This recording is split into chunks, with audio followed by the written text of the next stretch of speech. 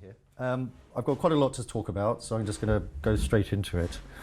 I've called this talk Contexts for Central Bank Digital Currency. When I was asked to talk to a Bitcoin group about central bank digital currency, I was surprised, as I know almost nothing about Bitcoin, and one of the reasons I'm here actually is to ask you to educate me in it as well, and only a little about CBDC, or at least until I was asked to do this talk, and I started doing a lot more research on it.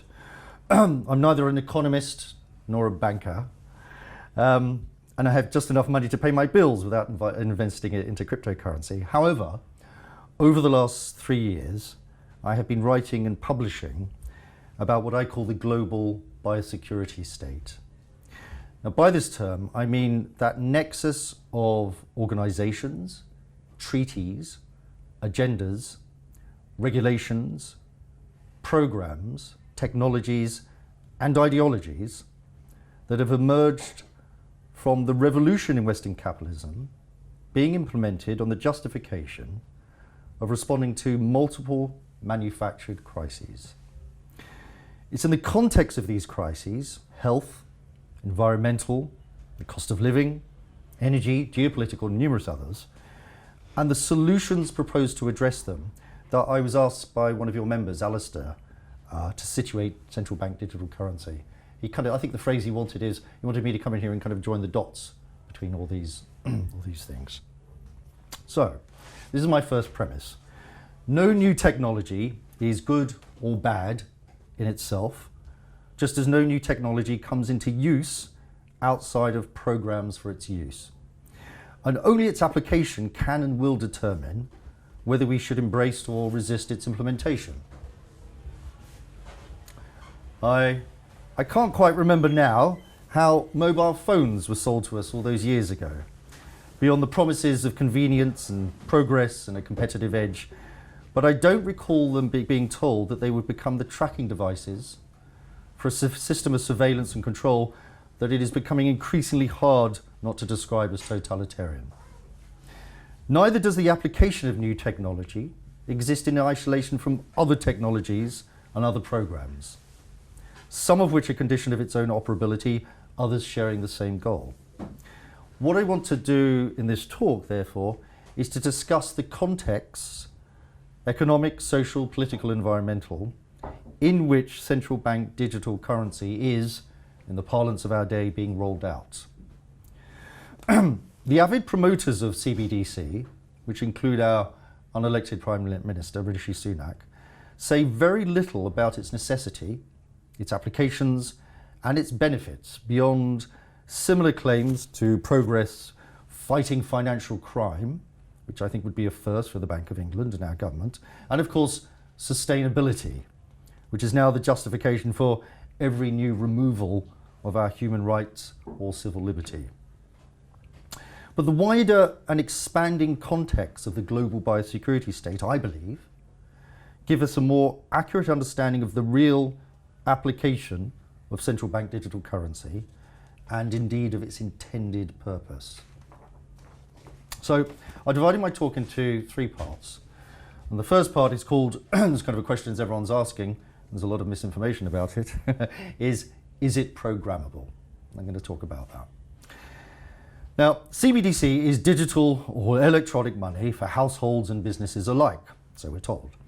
The Bank of England, which calls it the digital pound, it's the terminology they're using, says CBDC is not a cryptocurrency like Bitcoin. You're meant to boo at this point.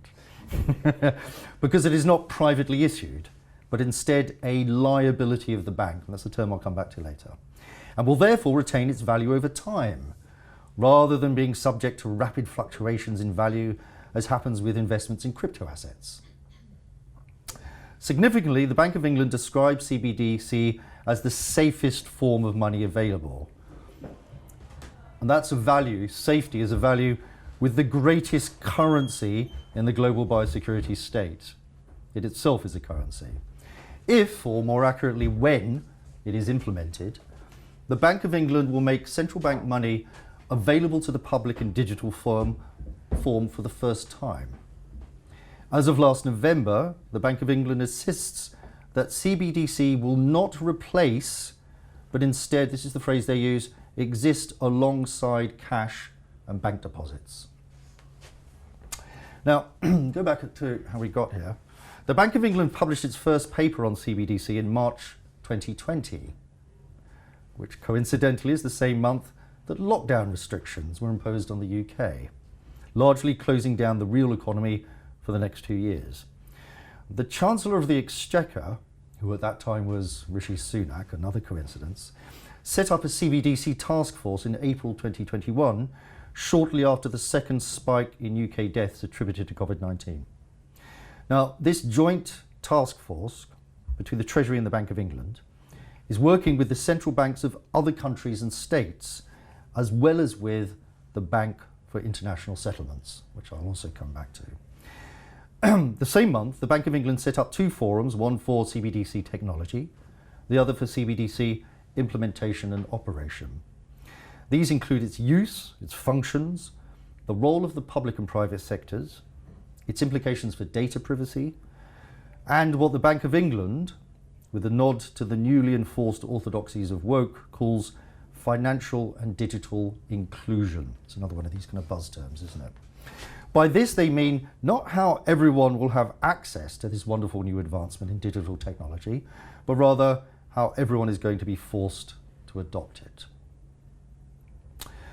In June 2021, Tom Mutton, who's the director of the Bank of England's Central Bank Digital Currency Unit, addressed why we need another form of digital money to that already offered by the private sector. One of the needs apparently is to avoid the risks presented by new forms of private money creation, like Bitcoin. Another is improving the availability and usability of central bank money to all British citizens. Another is building a platform for better cross-border payments. Another is what he claimed is the greater efficiency of the digital pound when compared to the energy costs of Bitcoin. They really don't like you, kind of stuff. Which the Agenda 2020 compliant G7 nations have said should be a core consideration of CBD design, this reduction in energy costs. I'm not sure I really buy that.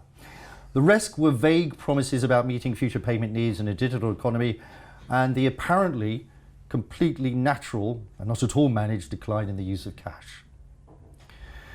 Of more interest than his touting of these apparent benefits was Tom Mutton's admission that CBDC could support, this is a quote, could support wider public policy objectives.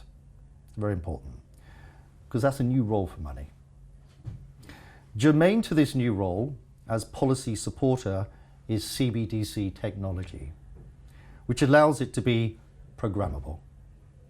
By this, Mutton means that transactions using CBDC can occur or not occur automatically, and again quote, according to certain conditions, rules, or events. So how is this going to work? The proposed architecture of CBDC is that at the top, you've got the central bank core ledger. This is accessed on the second level by an application programming interface, an API, that regulates and authorizes the third level, the private payment interface providers, the PIP. And it's through those that us, the users at the bottom, the registered users at the bottom, can access central bank digital currency. This is the architecture they're looking at the moment. Now, importantly, the API is different from a user interface in that it connects computer programs, not a computer to a person. It also hides the internal details of how that system works. The Bank of England claims that it will not be able to program our money or how we spend it. That's what they say. However, it adds that if and when CBDC is introduced, the programmability features will be designed by the private sector companies providing the payment interface, so the third level. Last July, the Deputy Governor of the Bank of England, John Cunliffe, who is overseeing the Bank of England's work on central bank digital currencies, confirmed that this interface with the public will be provided by commercial banks. Now in the UK, where 5 banks account for 90% of all deposits, that means HSBC Holdings, the Lloyds Banking Group, the NatWest Group, the Royal Bank of Scotland Group, and Barclays. But as the Bank of International Settlements indicated in its report published back in September 2021 about the system design and interoperability of CBDC, payment interface providers might also include big tech companies, which means Alphabet, that is Google, Amazon, Apple, Meta, and Microsoft. Now, passing the buck on what this will mean in practice, in June 2021, the Bank of England called on government ministers to decide whether CBDC should be programmable, and therefore giving the issuer control over how it is spent by the recipient.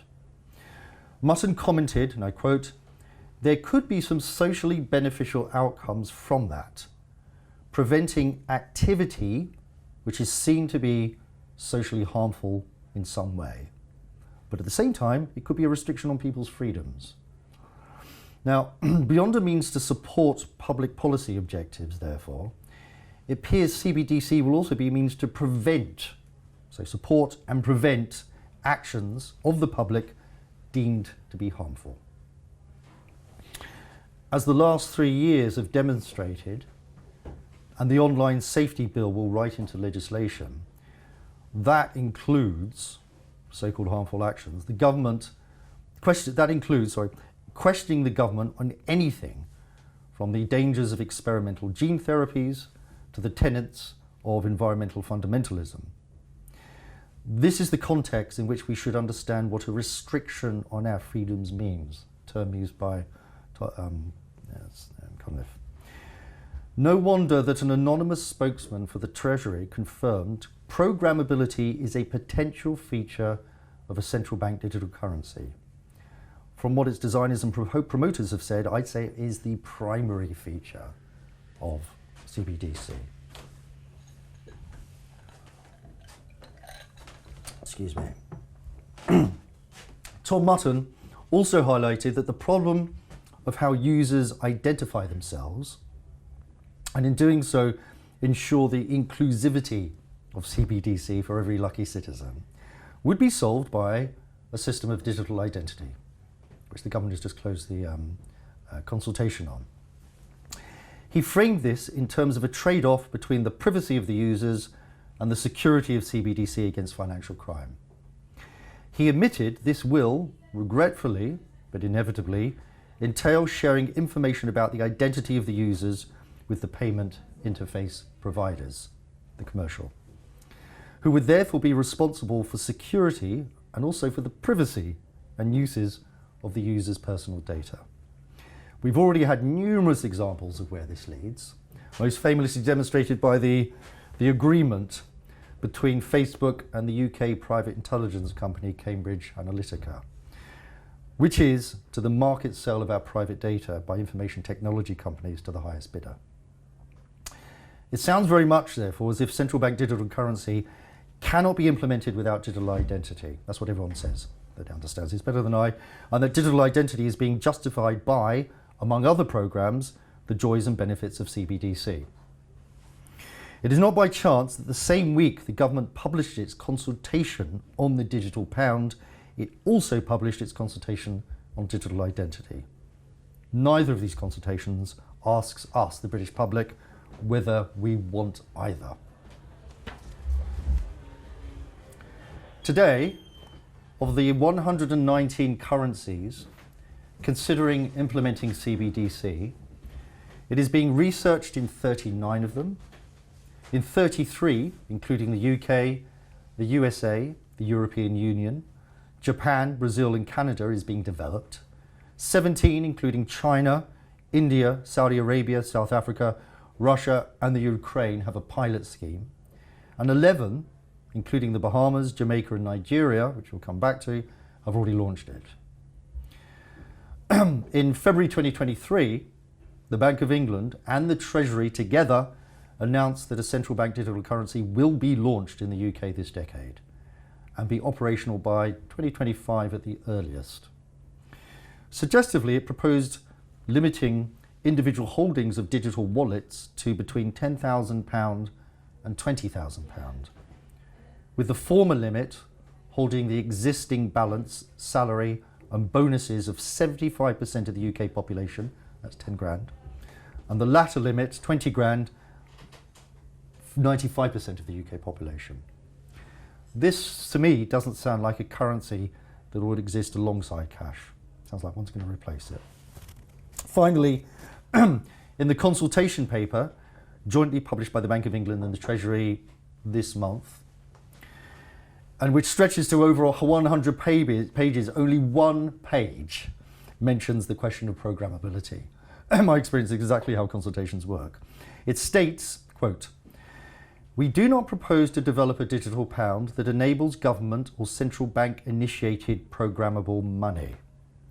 While it may be possible to program the digital pound so that it could only work in certain ways, this is not relevant to His Majesty's Treasury and the bank's policy objectives for the digital pound. However, His Majesty's Treasury and the bank would permit payment interface providers and external service interface providers to implement such functionalities themselves. But they would require user consent and not be at His Majesty Treasury or the bank's direction. So it's up to the interface to do this. More about this is said in the Bank of England's accompanying technology working paper, in which it proposes the use of what it calls smart contracts that provide API access to locking mechanisms with configurable conditions in the core ledger. This locking mechanism would require, and they say, earmarking funds with set conditions on when the funds can be released, and programming the earmarked funds to only release the payment when a linked event has completed conditions under the contract or programmed rules. This is how the locking mechanism is being talked about now.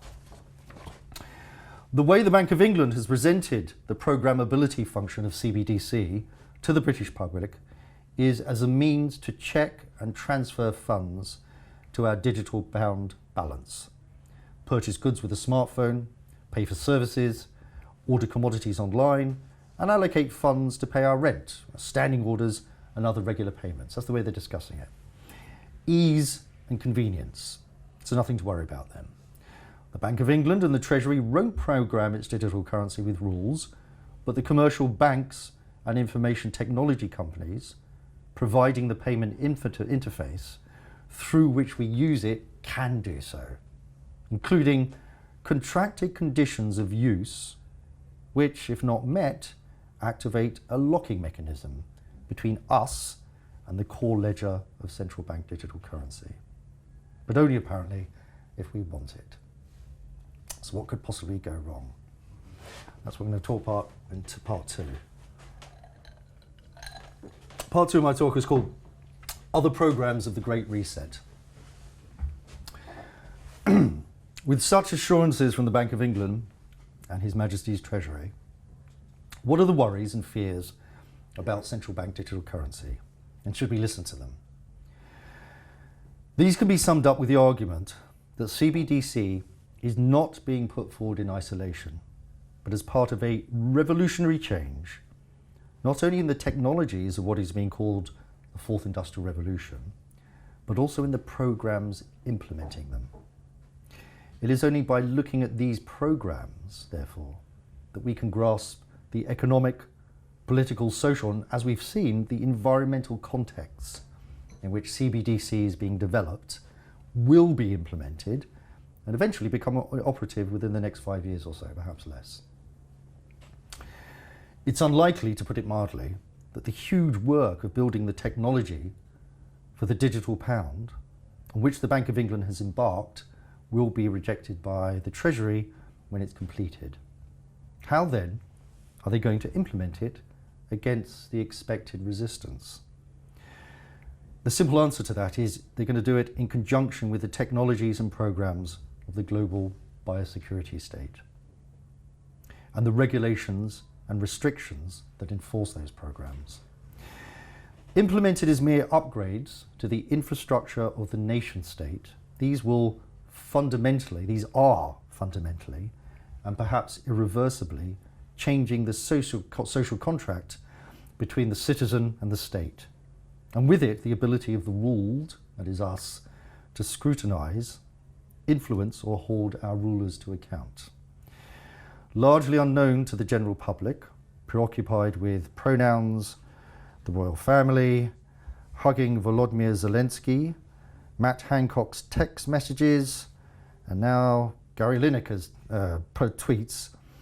These programs include, but are not limited to, the following, and I want to go through these because you may not have heard of them or be aware of their scope. Number one, as I mentioned, digital identity. Digital identity holding our biometric data and monitoring our compliance with the constantly updated requirements to be injected as many times and with whatever the state tells us, made a condition of access to the rights of citizenship. We got very, very close to that with vaccine passports, and they have not gone away.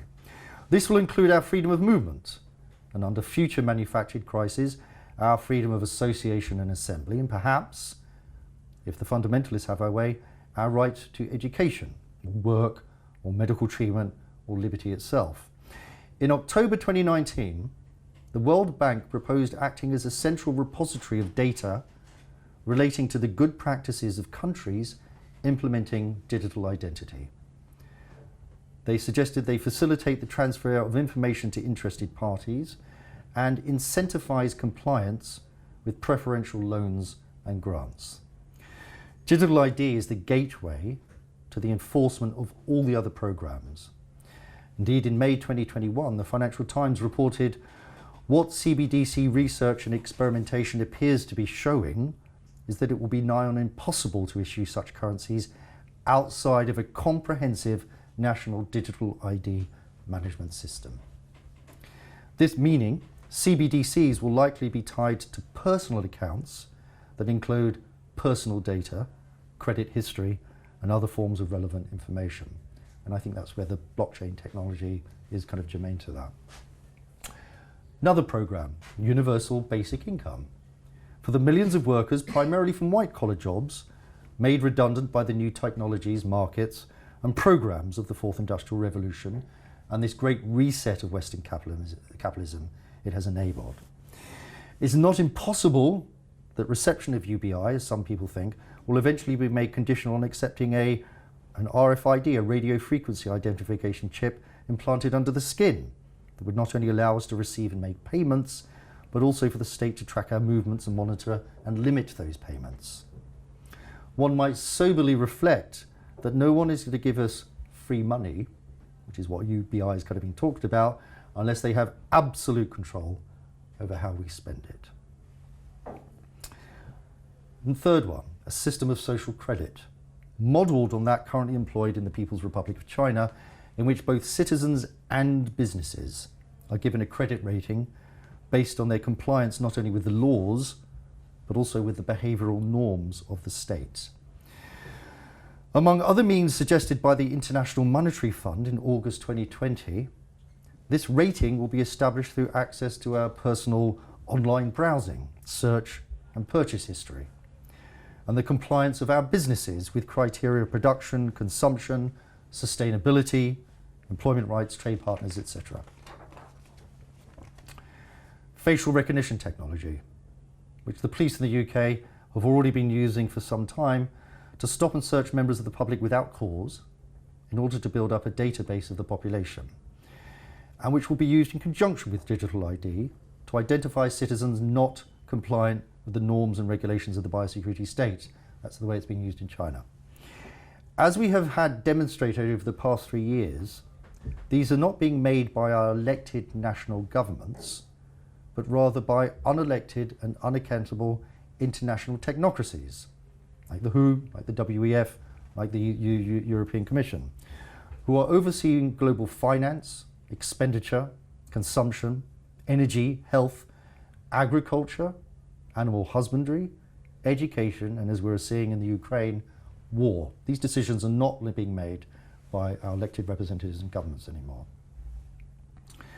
Smart cities, in which our freedom of movement, assembly, association, access, business, consumption, ownership, privacy, expression and thought will be monitored, analysed and controlled by the Internet of Things, by which we are increasingly surrounded.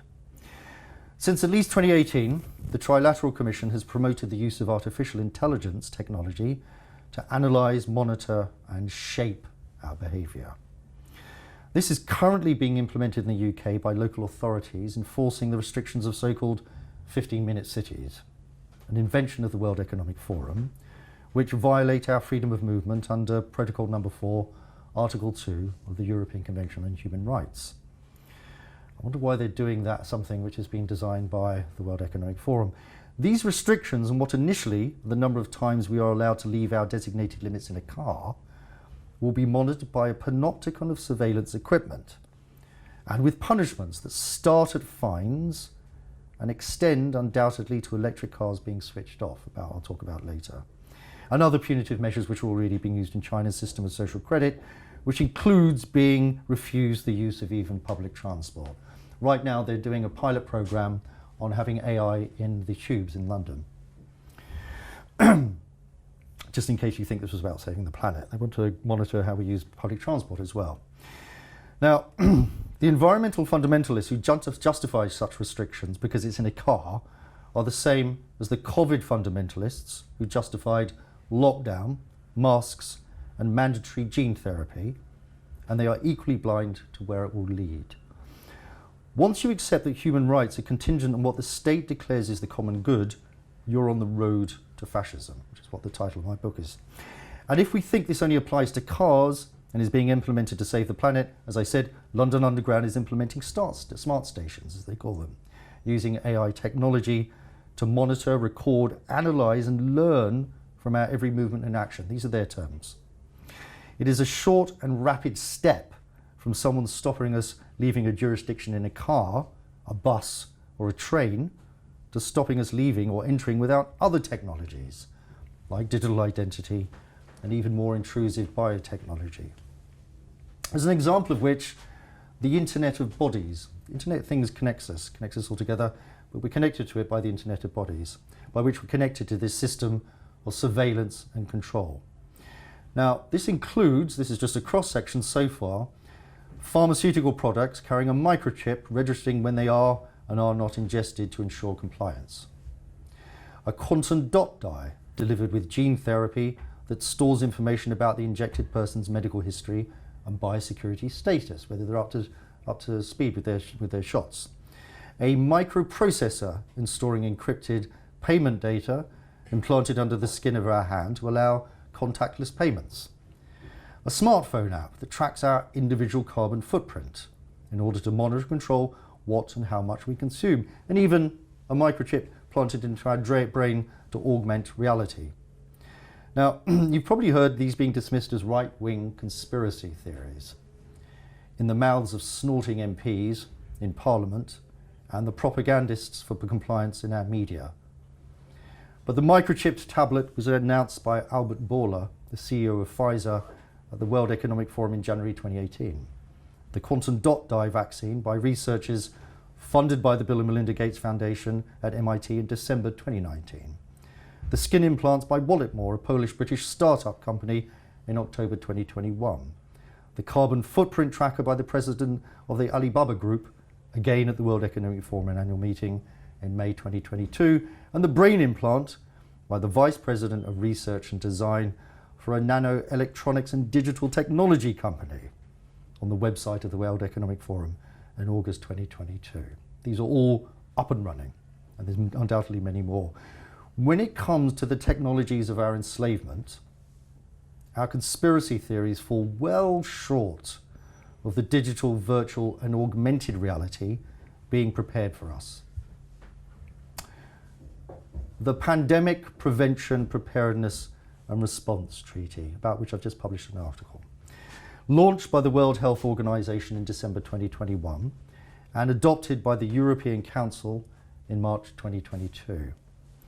Under this treaty, the 194 member states of the World Health Organization will be legally bound to implement restrictions on human rights and freedoms such as mandatory face masks, lockdowns, compulsory gene therapy, digital identity, and far, far worse. on the judgment of an international health technocracy that is funded by and subject to lobbying by the most powerful nations and international companies in the world, and particularly its largest private funder, the Bill and Melinda Gates Foundation. Under this agreement, nation states, which includes the UK, will in principle concede their sovereignty to decide which restrictions will be imposed on their populations. Crucially, once written into a legally binding treaty, and please have a look at this treaty because it's one of the most extraordinary documents I've read in 3 years of extraordinary documents.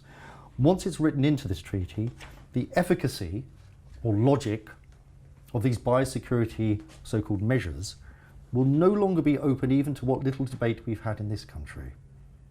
Instead, the World Health Organization will effectively become a global form of the UK's SAGE, the Scientific Advisory Group for Emergencies. That is a politically appointed technocracy to which the governments of nation states must defer if they wish to retain their status in the global biosecurity state. The WHO talks about mechanisms for compliance, which means sanctions and God knows what else. What this does, it serves to depict what are undemocratic and unaccountable forms of governance as technical responses to new crises. My argument that this is a completely new model of governance, which is explicitly and in practice anti-democratic, unaccountable. It's a technocratic form of governance by global technocracies.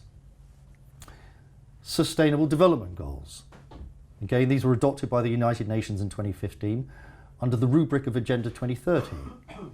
Now, behind their humanitarian objectives, these allocate the flow of global capital, investment, and other preferential treatments to governments and corporations according to their compliance with environmental, social, and governance criteria, ESG criteria. Despite their UN branding, these are formulated and imposed by the wealthiest and most powerful international corporate asset managers in the world, like BlackRock, Vanguard, State Street Global Advisor, Morgan Stanley, JP Morgan, etc.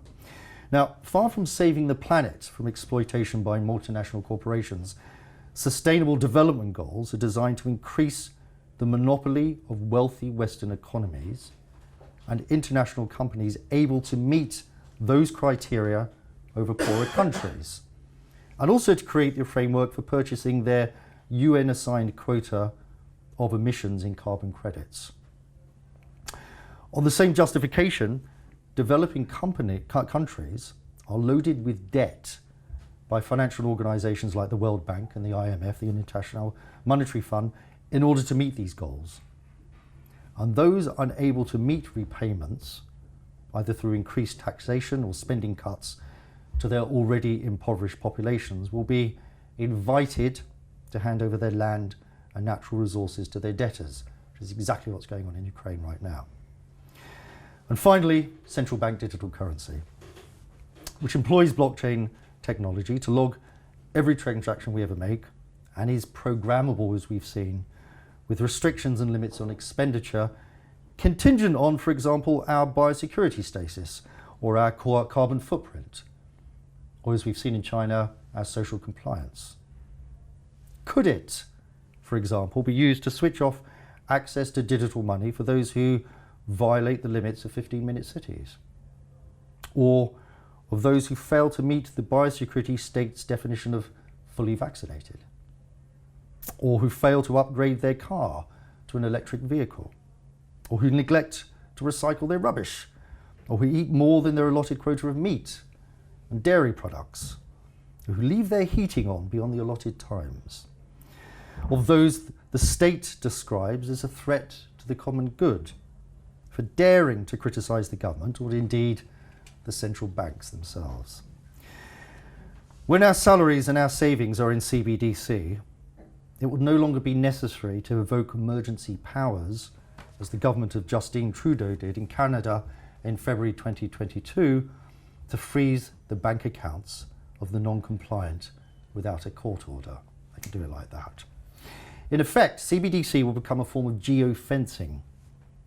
But if instead of receiving an electric shock in our ear for transgressing beyond the limits of our 15-minute grazing range, we will have our access to the necessities of life removed, including work, healthcare, energy or food from animals or crops that haven't been genetically modified, for example.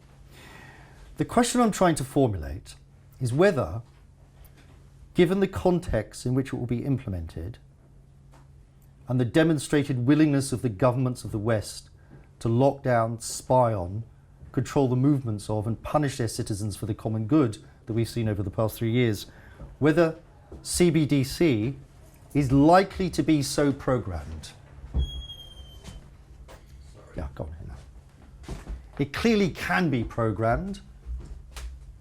I would suggest that these contexts make it more than likely that it will be, and indeed that this programming is the primary but undeclared purpose of central bank digital currency. Okay, part 3, I'm getting there. Back to the CBDC after that. And it's called Towards Absolute Control, which is a quote. You may recognize it. As I mentioned above, the Bank of England has said that it is working with the Bank for International Settlements, the central bank for its membership of 63 central banks. These account for about 95% of world GDP. And they include the Bank of England, the European Central Bank, the Bank of Japan, the People's Bank of China, and the US Federal Reserve System. Its general manager, Agustin Carstens, who is the primary advocate for the adoption of CBDC by the members of the BIS, in December 2020 made this by now famous statement about what he calls the general use of central bank digital currency. You've probably all heard this, haven't you? But let's repeat it. Usually these people say nothing, do they? But this time he really revealed a lot, I think. He said, I feel like doing it in that strange accent of his, but I won't try it. We tend to establish equivalence with cash. And there is a huge difference there. With cash, we don't know who is using a $100 bill today. A key difference with CBDC is that central banks will have absolute control over the rules and regulations that will determine the use of that expression of central bank digital currency. These for me are the key words in this. They will have absolute control over the rules and regulations that will determine the use of that expression of central bank liability. And also, he says, we will have the technology to enforce that. These two issues are extremely important, and that makes a huge difference with respect to what cash is. I believe him. Okay, what appears certain is that CBDC will allow central banks to act like commercial banks in providing loans to both private and public sector lenders. This is what happened following the second global financial crisis in 12 years that started with a spike in interest rates in the repurchase agreement market in September 2019, months before anyone had heard of COVID. 3 months before anyone had heard of COVID-19, and 6 months before lockdown was imposed across Western economies. On the suggestion of our old friend BlackRock, the largest asset manager in the world, I think currently it's got $10 trillion in assets under management, the US Federal Reserve injected hundreds of billions of dollars into the financial system, effectively providing zero interest loans to JP Morgan, Goldman Sachs, Barclays, Deutsche Bank, the Bank of America, and other favoured commercial banks. By July 2020, when we were all under lockdown worrying about this terrible new disease, the cumulative value of these loans was $11.23 trillion. As a result of this vast quantitative easing program, which was then adopted around the world on the justification of sustaining national economies then under lockdown, by April 2022, the total assets of the US Federal Reserve, which had reached $8.9 trillion, the European Central Bank, $9.6 trillion, the Bank of Japan, $6.2 trillion, and the People's Bank of China, $6.3 trillion, had risen to $31 trillion. That's an extraordinary and genuinely unprecedented increase from the 19 trillion it had in September 2019. This made the quantitative easing program after the first global financial crisis in 2027-8 pale into insignificance. Not insignificance, but pale in terms of size. Now, these total assets have fallen to, last time I looked this month, 28.5 trillion. Across the globe, over 41.4 trillion in assets, nearly half the world's GDP, are now held by central banks. With this increase in assets comes a corresponding increase in the liabilities over whose rules and regulations Agustín Carsten wants absolute control. Liability, or what a bank owes to others, includes the total amount of currency in circulation, the reserves in commercial banks, mortgage-backed securities and equity capital, and with it the risks to the real and financial sectors of the economy. We should remember that when we think we are depositing our money into a bank, we are under law doing nothing of the sort. As explained by Richard Werner, I'm sure you all know, do you know? The German economist who invented the monetary policy of quantitative easing for the Bank of Japan back in 1995. What we do when we think we deposit our money in a bank is make a loan to the bank, which borrows from the public. And equally, when we think we take out a loan from a bank, in reality the bank purchases a security, which is to say a promissory note, which is issued by us to the bank. But no money is transferred to our account. What we call a deposit is merely a record the bank makes of its debt to the public. And what we think we are receiving as money from a loan is merely the bank's record of what it owes us. Banks, despite their protestations to the contrary, are not intermediaries between deposits and lenders. They are magicians that magic money into existence with a sleight of hand. Having purchased our promissory note, they record what is an accounts payable liability arising from the loan contract as a customer deposit. But no money has been deposited. When banks lend, they create money out of nothing by inventing fictitious claims on themselves. Now, as long as bank credit, which is to say the creation of money, is for investment and loans for new goods, services and technologies that add value to the economy, it creates stable economic growth without inflation. It also generates the sustainable income streams to repay the loans. That's how an economy expands. However, when the money is created to increase consumption, inflation rises, which is what's happening across the world as the vast sums of magic money printed to shore up the collapsing financial sector have entered into the real economy. Worse still, when money is created for financial transactions, which make up over 70% of all lending in the UK, banks, rather than adding value to the economy, create new purchasing power over existing assets, whose prices are therefore pushed up. Land prices, oil prices, housing prices, as we've seen over the past 2 decades, and as we're experiencing now, energy prices. This creates, on the one hand, greater and greater inequality, and on the other, credit bubbles, as commercial banks increase the number and size of loans. And then the bubble bursts. One of the purposes of CBDC is to ensure that small independent banks with the power to make money don't start lending money to small and medium-sized businesses to create new goods and services, thereby reducing inequality and increasing our independence from both the state for investment and the financial sector for credit. When central bank digital currency has been implemented and doesn't exist alongside cash, as the Bank of England assures us, but has instead replaced it, as seems far more likely, what we think of now as our money will instead be, as Agustín Carsten's very precisely phrased it, it will be an expression of central bank liability. What this means, what it could mean, what it appears likely to mean, and what I would say the wider context in which CBDC is being implemented overwhelmingly indicates that it does mean, is that if the central bank doesn't approve of how we are expressing its liability, it will have what Carsten's boasted are the rules, the regulations and the technology to limit and control where, when and on what we can spend their money. And that goes up to and including the point of us having none to spend.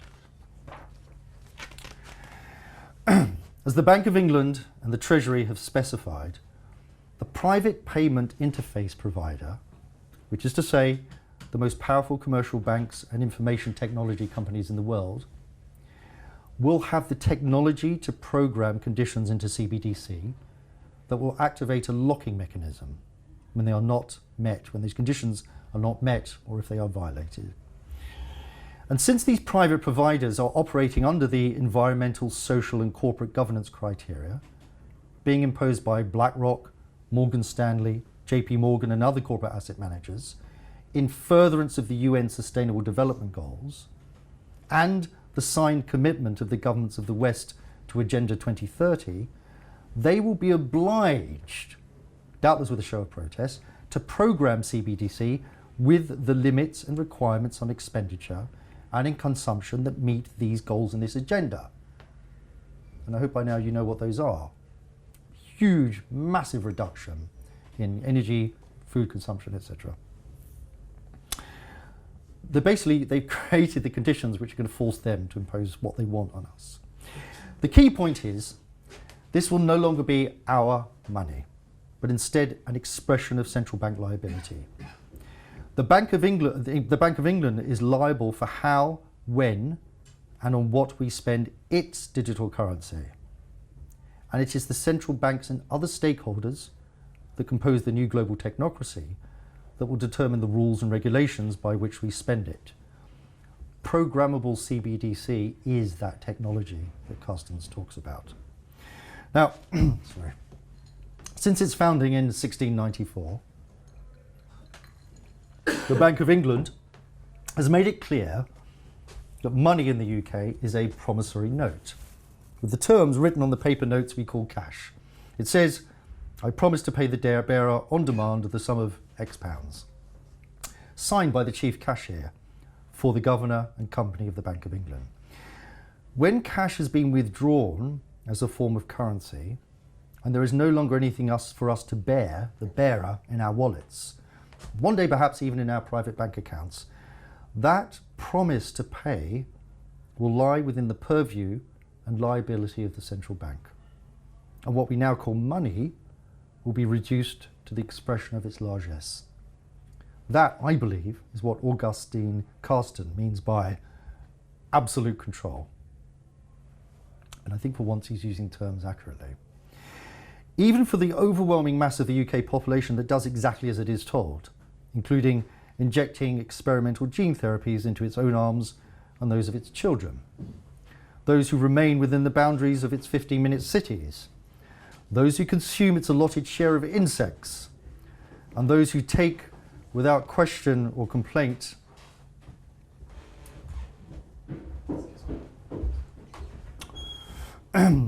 what it is given, CBDC will keep it poor and compliant. You'll own nothing and you'll be happy. The World Economic Forum has been telling us that for many years now. And I think this is how they're going to do it. Or we will ultimately be deprived of the necessities of living. Central bank digital currency is part of the infrastructure for a tokenized economy. Currency not as a means of exchange, but as reward for compliance.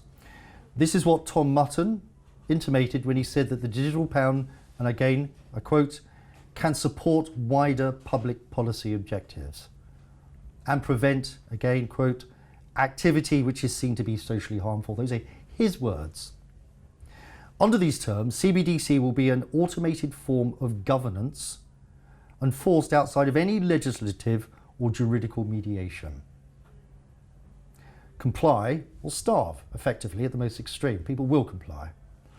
This is a system of totalitarian control, the like of which the world has never seen before, and it's being implemented right now. And once implemented, short of a revolutionary overthrow of the global biosecurity state, it will be very, very difficult to reverse. Indeed, in the written evidence submitted to the UK Parliament in September 2022, the Digital Pound Foundation, whose board of members have numerous links to the WF, wrote, "The introduction of new forms of digital money," this is them, "whether public or private in form, is irreversible." And I, for one, believe them, as does Richard Werner, who I introduced before, who understands CBDC far better than I ever will. He is unequivocal about its purpose. At a conference held by the Monetary Institute in Switzerland back in February 2018, so years ago now, he described the bid for central bank digital currency to achieve total control over all economic transactions as, I quote, "the greatest concentration of central banking power in history," the aim of which, he said, is an Orwellian dystopia of total control over people and the end of any freedoms. This is not an anarchist, this is not a far left whatever, this is a senior economist who has advised banks all over the world. When he uses these terms, I think we better listen. Was he right? Well, in Nigeria, the only large country to have implemented CBDC, the results have been disastrous. Nick Corbishley has been following its implementation closely. He has reported out of a population of nearly 220 million people, only 905,000, that is 0.4%, have downloaded a digital wallet, and a mere 282,600 accounts have actually become active. In response to this reluctance, what do they call it nowadays, non-compliance, the government has issued repeatedly deferred deadlines for the withdrawal of cash from circulation. As a result, as a result of this threat, 80% of the 7.2 billion previously held in private hands has been deposited with financial institutions. And there is now a limit of $225 per week has been imposed on cash withdrawals for individuals and 5 times that for businesses. And this has left the population with an acute shortage of money. You've probably seen in the papers, they're actually reporting it for once, people attacking banks and so on and so forth. Thousands of people are dying, etc., etc. Businesses are completely unable to trade. Further reductions have been threatened. Now, unlike the Bank of England, the Central Bank of Nigeria has been very open in its declarations that the motivation for these monetary restrictions is the drive to what they call a cashless economy. How much time have I got left? A little bit longer? Can I go a little bit longer? Yeah? Part 4. Sorry, I forgot there's 4 parts actually.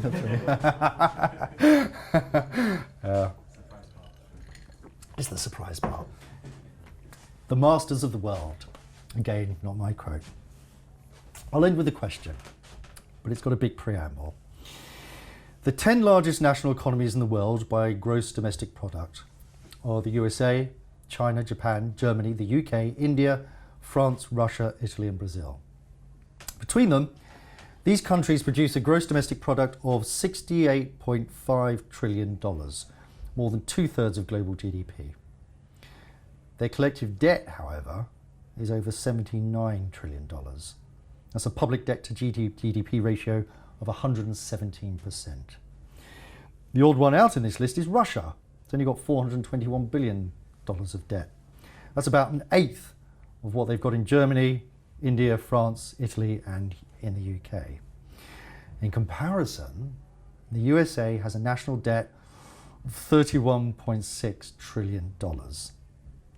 That gives it a public debt to GDP ratio of 94.75%. Now, this has risen from, so it's 94.75% now, and probably going up as we speak. This has risen from 63% in 2007, the year when the last global financial crisis began, which of course that began on the subprime mortgage crisis, didn't it? With all that fake money being driving up assets. It's risen from 55% in 2001, which was the year the US created the security state under the cloak of the so-called War on Terror, and from 31% in 1981, the year Ronald Reagan was elected president and began to impose the monetary and fiscal policies of neoliberal capitalism not only in the USA, but across the rest of the world.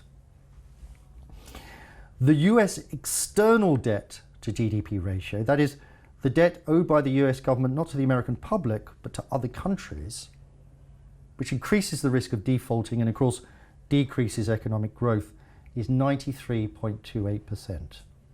In comparison, the external debt to GDP ratio of Russia is just 26.43%, and of China, just 17.71%. In the UK, does anyone have a guess? It's 298.49%, which is among the highest in the world. Certainly easily of the biggest countries. This is one measure, it's only one measure, of the financial crisis Western capitalism is facing. So, how have the leaders of the West responded? Well, last month, the ideologues and the architects of the global biosecurity state gathered at the World Economic Forum in Davos, Switzerland, where, on the justification of responding to numerous manufactured crises, whose cause and effects they took pleasure in describing, except for one. There's one crisis they never mention, the financial crisis.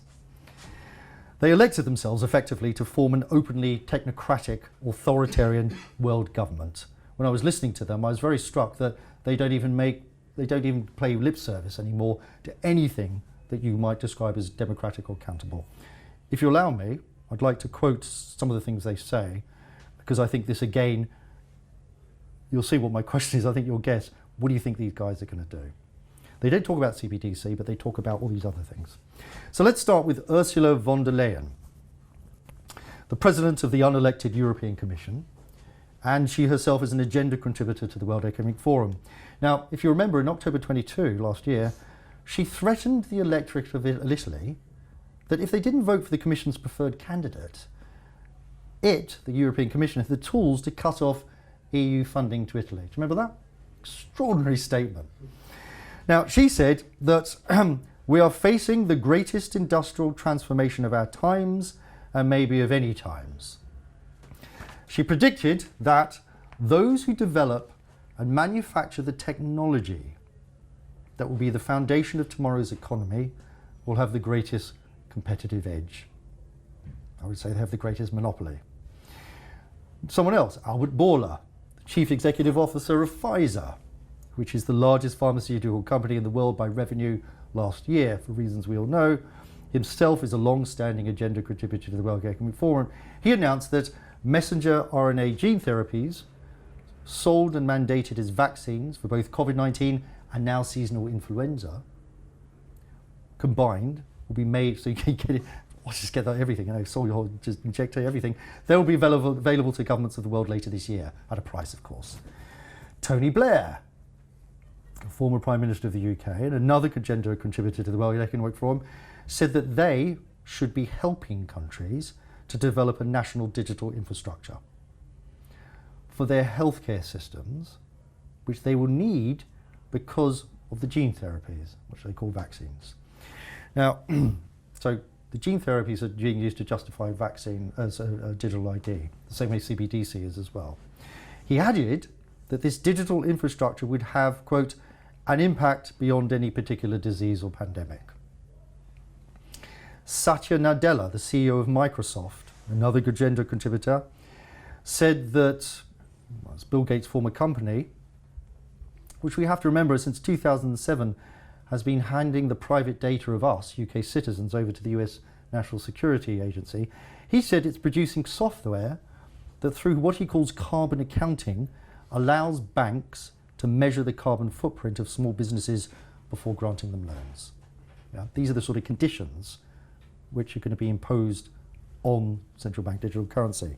Jim Hagemann Schnaber, the chairman of Siemens, the largest industrial manufacturing company in Europe, he's a member of the board of trustees of the World Economic Forum. He called not for reduction in production, but for 1 billion people to stop eating meat. This is an interesting one. Patricia Popper, if that's how you say her name, she's the CEO of the Pacific Gas and Electricity Corporation. This is the company which caused the wildfires back in 2018 that caused over $40 billion of damage, destroyed 33,000 buildings and killed 124 people, but she didn't want to talk about that. Well, she said that in order for us to transition to an electric grid, an automated system will make it possible to turn off supply to smart devices, including Wi-Fi and electric vehicles. She added that those who have invested in an electric car should get its full value by giving its power back to the grid. Getting there. And Bastien Giraud, a Green Party member of the Swiss National Council and also a corporate sustainability advisor to a Swiss carbon finance consultancy. He said that government should only buy from companies compliant with the Sustainable Development Goals of Agenda 2030, and that we should build environments in which people not only cannot but do not want to use cars. He described this as living in harmony with nature. Christopher Wray, the director of the US Federal Bureau of Investigation, the FBI, he boasted that the collaboration between the private sector and the government, and especially the FBI, had made significant strides in the new technologies, and particularly in artificial intelligence, in which he saw great opportunities but great dangers in what he called the wrong hands. By what he meant by this, the wrong hands, he meant, of course, Russia and China, which he called the bad guys. Apparently it's fine in the hands of the US. Finally, the World Government Summit, which is held in Dubai this month. Klaus Schwab, who is the founder and executive chairman of the World Economic Forum, which, let me remind you, the World Economic Forum for decades has worked to replace the sovereignty of the nation state and government by democratically elected representatives with the rule of these unelected technocracy in a global political economy which he calls stakeholder capitalism. He declared that those who master the new technologies of the fourth industrial revolution will be, and I quote, the masters of the world. So, my question to you is this. What do you think this new master race, founding another 1,000-year world government, will do with central bank digital currency? Thank you.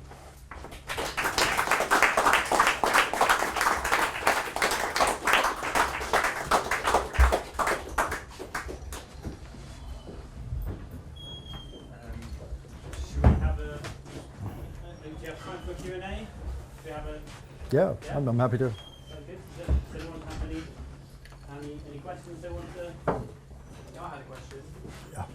The payment providers at the bottom layer that you mentioned, The third layer. third layer, Yeah. who can impose those restrictions if they so choose. Yeah.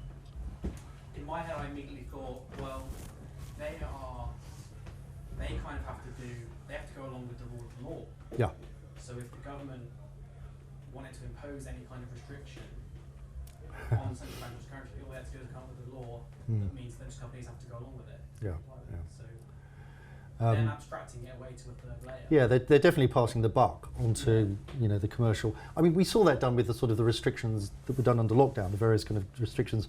Even though the legislative framework for that, the 582 coronavirus justified regulations that were made into law almost without any kind of oversight at all in Parliament, they've almost all been lifted now, but they're still being imposed by by hospitals, by airlines, by transport and stuff like that.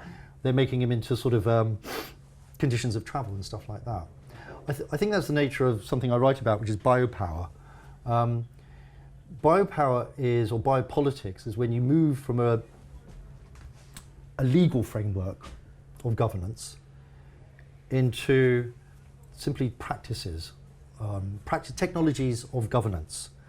So it doesn't go, the CBDC, as I said, I think I used this phrase, it's a form of governance which is unmediated by the law or by government itself. You don't need a judiciary and you don't need a legislature if BlackRock or JP Morgan or whatever else, who of course imposes these on all the companies with the asset managers, is simply saying, well, we're imposing what the regulations of Agenda 2030 or environmental sustainable goals.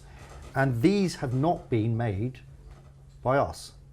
we haven't voted for any of this. It's simply being decided by these global technocracies, of which the different countries have representatives, but they're just bureaucrats. That's what stakeholder capitalism is. You've heard this term. Stakeholder capitalism is the people who are powerful enough to have a stake at the table. They decide the laws that get made, the regulations. They're not even laws, they're simply regulations. They're agreements, they're treaties. The WHO pandemic preparedness,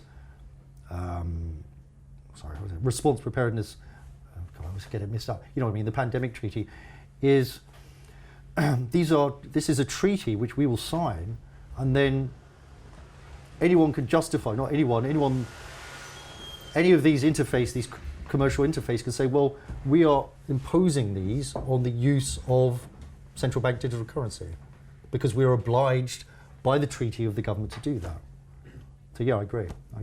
The government will, it's sort of a way of getting around it, but they're sort of saying they will do it, but we won't do it. But even what you're saying, the government themselves doesn't even necessarily have to do it. No. Or based on their own decision. Yeah. So it could even pass the buck even further. Higher up. Well, the bigger picture for this is that the nation state and an elected government, I mean, obviously democracy's been a flawed project for a very long time, but the way that these programs, these technologies and these policies and treaties and agendas, we can see this over the last 3 years, they're not being put to a vote. 582 coronavirus justified statutory implements were made into law in 2 years. That's a rate of over six a week. It's about one a day. And 537 of those were made into law without any oversight from Parliament prior to it going into law, without any assessment made of its impact, or without any proof or evidence provided for its proportionality or anything like that. They were just declared. And that set up a very strong model, and they kind of wanted to see how we would react to it. And we reacted by complying. But now, I don't think we're even going to go through that legislative process. A real technocracy, all the four key things, there's the pandemic treaty, digital ID, CBDC, and what's the other one? World Health Organization treaty, digital ID, and digital ID, CBDC, and UBI, all just gendered 2030 everywhere, which is sustainable. So there's so many of these things. These are being implemented as kind of upgrades to the infrastructure of the state. So they'll go through some committee in Parliament. There's all sorts of parliamentary publications on how great UBI is going to be or whatever. But it's not going to go to Parliament. They're not going to vote for it. We've without really realizing it, we don't even have the facade of a democracy anymore. It's very appropriate that nobody has a clue who elected our Prime Minister, because it wasn't us and it wasn't his party. And that's very, very worrying. And that's the, it's not a political context anymore, it's a context of governance, because politics is kind of a democratic model. And that is the political context of governance under which CBDC is going to be implemented. And it is a very, very dangerous one, I think. Yeah.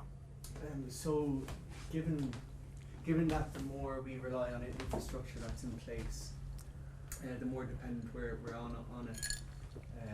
Yeah.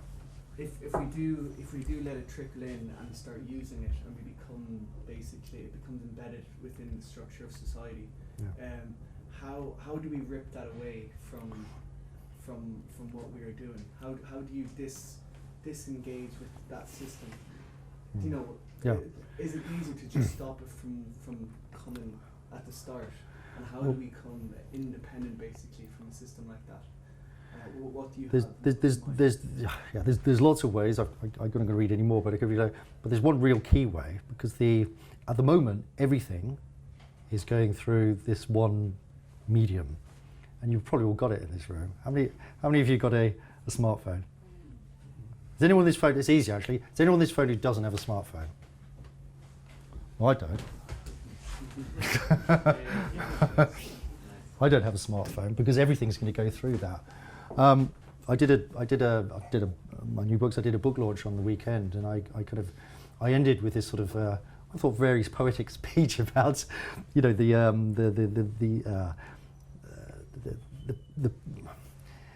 the prison that they want to, lock us in is literally in our hands. It is literally in our hands. And all we have to do is throw it away. 97% of the UK public has a smartphone. Unfortunately, it's a hypothetical question, but if a good proportion of them throw it away, I don't know how this would work. They make it legal, they don't make it legal, they make it illegal not to own a smartphone? That'd be very hard, wouldn't it? I think an interesting example is if you look at countries where a lot of people don't have smartphones. Yeah. It's a very different environment. That's why the CBDCs would fail in a place like Nigeria. Yeah. A very good percentage of population don't have smartphones. No, but there's a much higher percentage do not than here. You know, like But it's still the minority that that's doesn't also, have. but that will guarantee. For example, I've been living in Kenya the last 5 years. I've lived in communities where almost nobody has a smartphone. Yeah. And it would be literally, it was the vaccine process was humorous. How they did the digital vaccine in Kenya. It was like it was like a live action role play. So if people did turn off the smartphone, guaranteed it will not work because I've seen what happens on the other side. And we're all vaccinated in Kenya. It's all good. Yeah. I mean, they're doing. I mean, I can't imagine Nigeria's got a huge smartphone, compared to us. Yeah, it's kind of they're doing it over there, just brutality. They're just saying, you adopt this or. Well, India's the same thing. If you don't have a digital ID in India, you can't buy a SIM card. Yeah. It's an absolute necessity. Yeah. I mean, when I was kind of reading that, I was thinking, because you're a new group to me. Usually, I'm talking to people who have sort of read this stuff and they're kind of up to it. I wasn't quite sure. One guy left, and I presume I know why. Maybe it's because I described these injections as gene therapies, which is what they are. But I wasn't quite sure how you would react to this. But we should really not. I don't see how anyone can underestimate the level of brutality which Western governments are willing to use to push this through. When I started writing this book, The Road to Fascism, it was in February last year, February 2022. And I began writing it because over that winter, the state violence in, obviously Canada is the one which was in all the papers, but in Australia, in New Zealand, in Germany, in Austria, they were getting to the point where if you hadn't been fully vaccinated, to whatever their definition was, you weren't allowed to leave your home. And if you did, and the police caught you, they would fine you these vast sums. And if you didn't pay it, you go to jail. I was like, Jesus Christ, what? We're really getting to the, this kind of level of stuff. We were really getting close to vaccine passports, weren't we? And then it all pulled back. Why do you think it pulled back? I think that's the way they did things. We were constantly threatened with. It's the way you, when you've got a, I don't know because I'm not a member of MI5 or anything like that, but the way you interrogate a prisoner is to make them feel that they've got absolutely no power. You have the good cop and the bad cop. Someone comes in and says, you're going to die tomorrow, we're going to shoot you unless you tell us, and at the last minute you get a reprieve. And frankly, that person loses any sense of agency at all. That's actually documented by U.S. military. It's a torture tactic. Is they will deprive you of something, and they give you just a little bit, and then you feel very. And it seemed to me we were constantly being like, we're going to introduce complete masking. I mean, at one point I remember they were saying, we're not going to mask, we have to wear gloves as well. There was a constant threat, and then the last minute, oh no, we're not going to do it. We were so close to vaccine passports across Europe. They were implemented in, in Italy. They cut off millions and millions of people from having any access to work. We were kind of behind in this country, actually. Suddenly we became, in the context, more, kind of free in a lot of other places. But then they kind of, the whole thing pulled off. They went into the Ukraine thing, didn't they? And everyone's like, oh God, it's the way that everyone just switched across to Ukraine like that. But that's what I've come in to try and do to, I'm sure everyone's trying to do this, but to try and think how this stuff all gets together. If you look at Sustainable Development Goals, the environmental fundamentalists are like, what's there not to like? Gender equality, food, education, that's not how they're being used.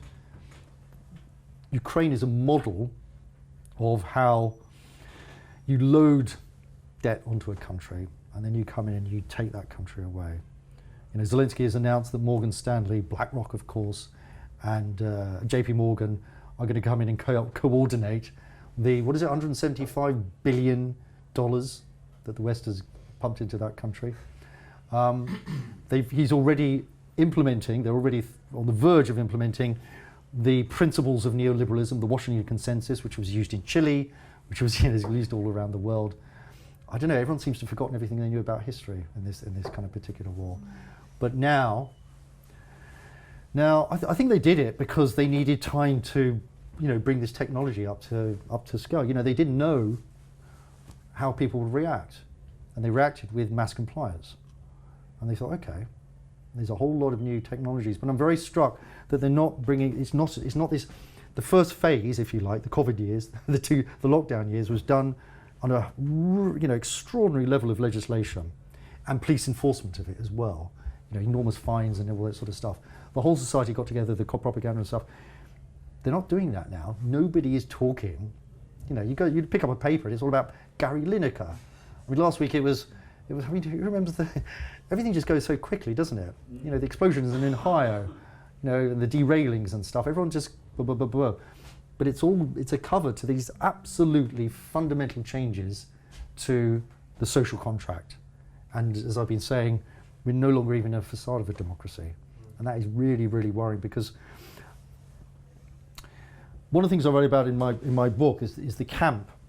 The camp is the paradigm of the state. The camp is, we've seen the camps proliferate, come back, return over the last few years. Guantanamo Bay, where when you enter into it, you are in a state of emergency in a sense. You are completely removed of obviously people in Guantanamo Bay, they have absolutely no rights whatever. They're not even prosecuted. They have absolutely no rights under international law, not even under US criminal law. They're simply in a kind of a suspended state. They're almost in a vegetative state. They can't even kill themselves through hunger strikes. But the camps come back, the huge camps in China, where everyone's going quarantine. You've got the luxury camps in Australia. These camps are going to go up. We've got our own camps in our own country for refugees and stuff. The camp, the way I understand the camp is that the camp is, this is what Agamben says, Giorgio Agamben, this Italian philosopher, the camp is the permanent spatialization of the state of emergency. We lived under a de facto state of emergency in this country, and a real state of emergency across most of the West for 2 years. And under that, all our inalienable human rights were worth nothing. They were simply subordinate to the greater good, the common good. What I think this is about is making the state itself, they want the camp to be coextensive with the space of the state, that you're always living under a state of emergency. That's what a 50-minute city is, effectively. We are going to, for the common good, we're going to remove your rights. And just as they did with the COVID, oh, it's only 2 weeks to flatten the curve. Oh, it just means you can't leave in your car. I don't know how anyone can believe it's going to stop there. Once they call that right, but they're not doing it this time, they're not imposing 15-minute cities, or the WHO Treaty, they're not doing it through statutory instruments. They're doing it in a different way. So to try and answer your question, I think as you asked it, I think the sort of the Ukraine hiatus, which obviously has been about, I quoted those figures on the different GDP debt ratios of Russia to the US. The US is in a mess, and we're in a mess as well financially. Obviously it's about that, but in that time, they have really got their act together on these new programs and technologies, and they're simply being rolled out. That phrase they use, rolled out, like it's a carpet. They're gonna, if you imagine the state as a camp, a permanent spatialization of the state of emergency, in which your human rights are always contingent upon the common good as decided by the World Health Organization, or the World Economic Forum, or the IMF, or the World Bank, or whoever else it is. Digital ID is the gateway into that camp. That's why it has to be resisted. And inside the camp, there are lots of different things being built, like universal basic income. That's one barrack. Social credit is another and stuff. But to go with the metaphor, CBDC is the electric fence around it. It's going to be very hard to do anything if they use it in the way that I'm suggesting. I'm obviously talking about the extremes, but after the last 3 years, I don't know how we can be more extreme in a way. Were you always this skeptical of these type of authority figures, or do you think COVID accelerated that for you? What, my skepticism or them? Yeah, because obviously you don't trust authority and you're willing to question it, so I'm just wondering if did COVID accelerate that for you, or were you like Well, I'm the head of research of my company, Architects for Social Housing. So I spent the previous 7 years studying housing policy and looking at the causes, the financial causes of the housing crisis and other manufactured crisis. Housing crisis is a permanent state, but it's exacerbated at some times, and it's in Brazil, it's in Australia, it's in British Columbia, it's all over the world, and it's all got different. People say in England, it's like there's too many bloody refugees here. We haven't got enough land. We need to build up right. Yeah. It's like, okay, so how does that apply in Australia or Canada? Now I realised everything that was said about the housing crisis was a lie. It's absolute rubbish. And so I tried to find out who was benefiting from it. And I discovered that the policy, every bit of policy, housing policy, and legislation made in this country is there to continue and exacerbate the housing crisis. So when I came to this, first of all, I had the skills to read legislation, which is very difficult. When you first come, because it's like, bing, you just go straight off. It's kind of incomprehensible. And to get hold of government data and all that sort of stuff. But the difference was of degree, not kind. I'm used to reading how crises are manufactured.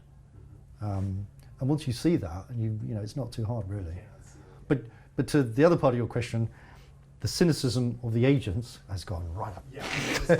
I mean, it's insane, isn't it? Yeah, it's insane. I mean, I've written this article. I think it's for Off Guardian. It's got a terrible title. It wasn't my title, but it's about the World Health Organization Pandemic Treaty. Please have a look at it. Don't do it late at night because it's scary. But it is terrifying what they're recording themselves. I read it and I was like, I couldn't believe it. Like, after all I've read this, the last thing I read about was that document by those Oxford eugenicists, but people talking about that if you don't take the vaccine, how can you make vaccination or injection compulsory? And they suggested by sectioning, basically, under the Mental Health Act, anyone who refused it. When I read that, I was like, that shocked me. That really shocked me. But the WHO Treaty is in that kind of realm. It's kind of crazy. I can't imagine. I really find it extraordinary that anyone, even the crooks running this country, would sign such a treaty in a way. So have a look at it. Yeah. So what do you think, to which degree general public may be aware of all these things that is happening?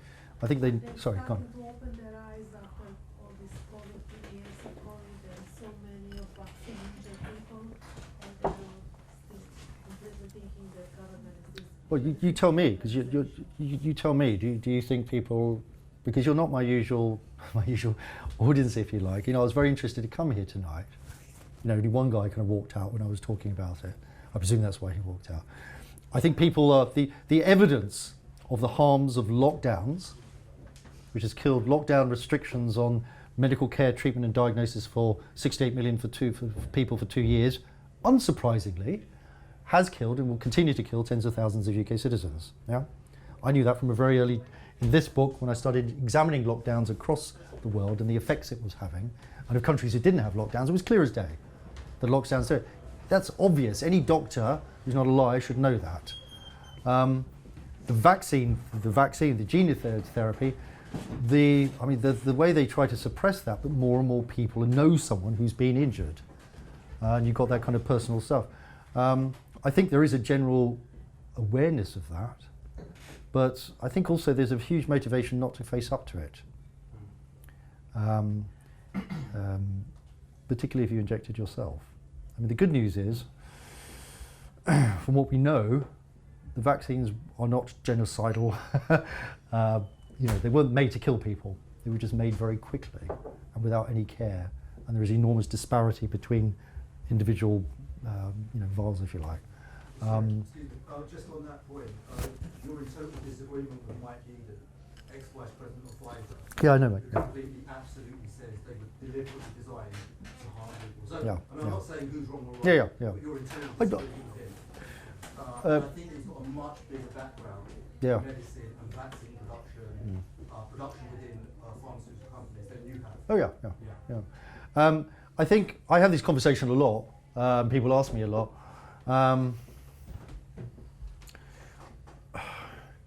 I'm not sure it's. I'm not sure it's.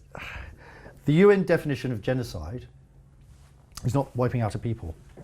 It's creating conditions or obligations of living conditions of a targeted group which will lead to a large number of deaths or injuries or whatever, or conditions of living which are maybe not immediately, but in the future will kill people off. In that sense, the not merely the gene therapy program, but everything surrounding it, lockdown, and everything around it, all the propaganda, the lies, the shutting down of civic society and any vehicle that we might have had or forum for challenging this, that whole project, that is definitely a genocidal program. I'm not quite, Mike knows much more about that than me, but then there's other people, I can never remember her name, but there's another pharmaceutical industry professional, the Ukrainian woman, who's been exposing how why it is that these very rapidly produced, still experimental gene therapies by Pfizer, Moderna, and so on, how they managed to get given even emergency or temporary authorization by the FDA, the Food and Drug Administration in the US, and over here the MHRA. And she's kind of dug into it and found that they were all basically done under, surprise, surprise, the US Department of Defense, which is one of the most powerful, wealthiest, and dangerous organizations in the world, who produced them legally as bioweapons, and therefore said, right, don't worry, Pfizer, doesn't matter if you go and kill 1 million people, we've got your back. And when the US Department of Defense has got your back, you've really got your back in a way. And I think, but what she kind of shows in her investigations is that it was not possible to produce so many vaccines, which is not, they don't do that. We all know they don't vaccinate anyone at all, but whatever they were, the gene therapy so quickly in such numbers, it was just wasn't impossible. And her idea is that it was just it was genocide in the sense they didn't even damn what effect it was going to have on people. The other stuff, about what the purpose of it was, as you say, Mike Yaden knows much more about that. I'm not a scientist or an epidemiologist. I can just read the data. But the whole project is definitely a genocidal one. I don't know, whatever criteria you use to look at the figures, that's absolutely, unavoidable, I think. Yeah, sorry. Yeah, but also it would appear from the data. Sorry, say that? It would appear from the data that are being gathered that it will have an impact on fertility of both men and female. So I don't know if you incorporate this into genocide. Oh yeah, This definitely, will have absolutely. the same result. Yeah. I do have a question. You mentioned, okay, the EU, the UK, the USA, and is there any part of the world, according to you, that might escape this absolute control under the CBDC and that kind of thing? Well, if you know one, tell me, because I'm gonna go there straight away. It's very hard to know, isn't it? I would say Africa's the best shot. Yeah. Maybe I've not been there, but I would Yeah. say Africa would be No? But again, temporarily, because Brazil is going to do the same thing, South America, Mm. same thing. I mean, Lou said if you Yeah. won't have any Yeah. benefits if you don't, she'll give you a kiss. Yeah, that's absolutely terrifying, isn't it? Exactly, Yeah. I'm Brazilian, so Yeah. things over there. El Salvador is the country. Right, It's- yeah. So, Yeah. El Salvador, and because of the president. At the moment, from what you described, the only escape from the little I know I can see is Bitcoin. Is where? Bitcoin. Sorry? Bitcoin. Oh right, yes. That's why we're here, isn't it? I mean, this is it. I don't want to escape. I want to stop it. I don't want to go off and live on an island on my own, even if I could do it. What's the point of that? It's like those nuclear fallout shelters. What's the bloody point? The whole world's it's crazy. We need to stop this. We need to fight this. But tell you what, why don't you start telling me how we do this with it? Because I don't understand Bitcoin. But still, if you have a Bitcoin and you have 15-minute city and you are still not allowed to cross the city because of all the space recognition, you have all Well, how do they stop you do that? With the idea that it's a digital cam. It's not. They're not going to have physical barriers. I mean, they will in other places. In a little bit. The real camp is that when it's like a geofencing. Geofencing. If cattle go beyond their limit, they go in their area. They go back like that. Yeah. It's a thing. You simply outside of whatever range they give, and it's not simply a physical range. It's also you go outside your range of consumption. Have you seen these kind of designs? Gender 2030, Gender 2050. Gender 2030, they want consumption of meat, of dairy products, of oil, blah, blah, blah, all these kind of things to be down by a very large amount. I mean, the only way they're going to do that is through extreme, mechanisms of compliance, as the World Health Organization called it. But by 2050, they want it completely gone. No cars, no meat. So these are limits not only of our movement, but of what we consume as well. Because if they take Sorry, land so- of so- the yes. farmers like what they are doing in Poland, we can have Bitcoin, but farmers don't have land, so we can't have peer exchange with them. Well, I don't quite understand. If you've got CBDC and it says you've exceeded their liability for your expression of it. It's all euphemistic terms. Expression means your use of it, and their liability is control over it. It simply doesn't work, so they don't need to put up a fence.